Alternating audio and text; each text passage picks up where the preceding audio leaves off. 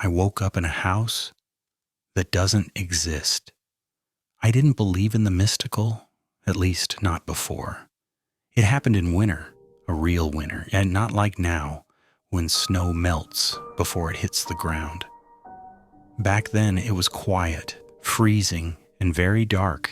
I was traveling by bus from Kiev to a small town in the north of the country. I won't say its name, not because I'm afraid, but because it might not exist anymore. The bus was old, the kind where the seats creak. The windows are always fogged up, and the smell is a mix of diesel fuel, wet jackets, and old plastic. There weren't many people, mostly silent.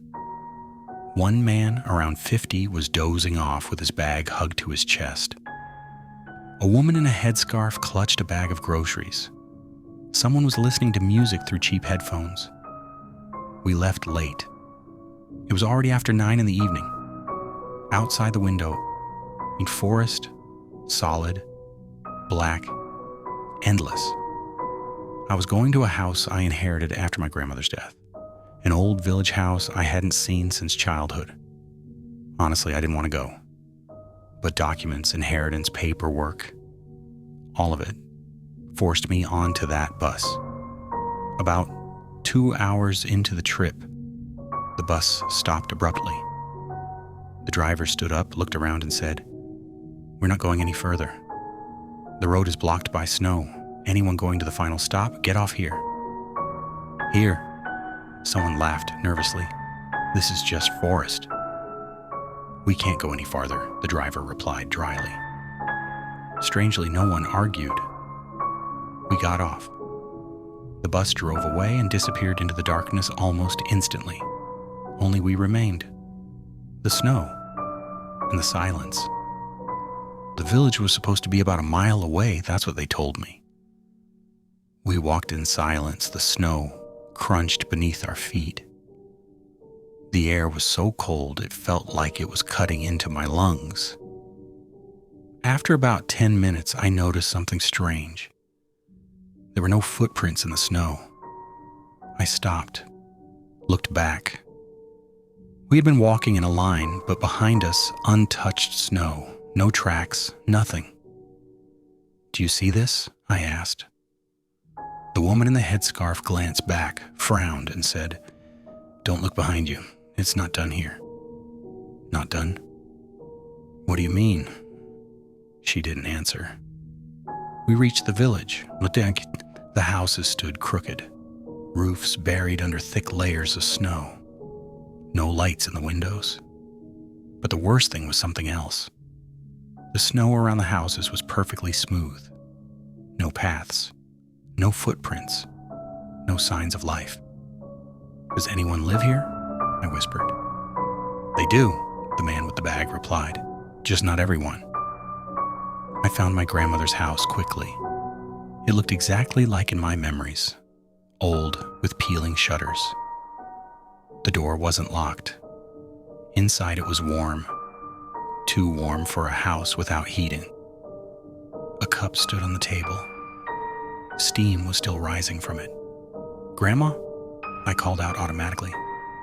Silence. I walked into the room.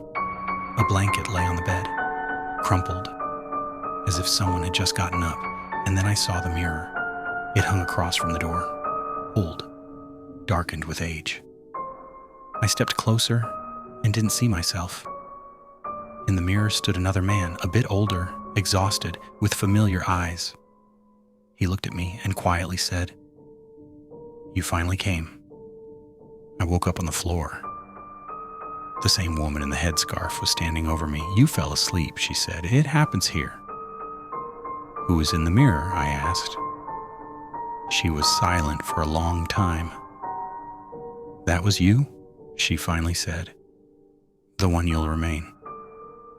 "I don't understand." Understanding doesn't come right away. First comes acceptance. She left.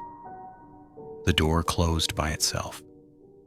Outside the window, it was bright, but there was no sun. I went outside. The village was alive. People were walking, talking, laughing. But something was wrong. They never used names, not once. "Where are you from?" they asked me. "From a place where people still remember," I replied. "Don't stay too long," they warned. I asked where the store was. "There is none," they said. "We don't buy things." "Then how do you live?" "We don't live," they answered. "We remain." That night, I went back to the mirror. The man was there again. "This place," I began. "It's where people end up who couldn't let go," he interrupted. "Those who live in memories, those who don't move forward. My grandmother? She was waiting, and you came. Can I leave?" He smiled. "You can, but something will stay here." "What?" "You." I woke up on the bus. The driver looked at me through the mirror. Final stop. Around me, an ordinary road, snow, forest. I got off.